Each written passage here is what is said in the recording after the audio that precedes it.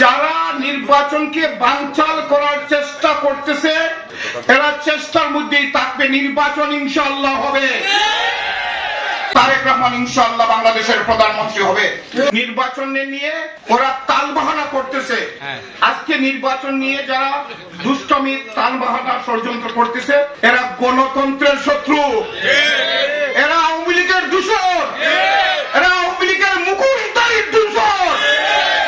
তাই ওরা ঠেকাতে পারবে না। ফেব্রুয়ারিতে ইনশাআল্লাহ নির্বাচন হবে। এই শহীদের গ্রাম শিরামিশি, এটা শহীদদের গ্রাম। এই গ্রামে স্বাস্থ্যকর অল টাইম হানিকম, সব সময় অল টাইম হেলদি লাইফ। উন্নয়ন নিয়ে আর কোনো কথা বলার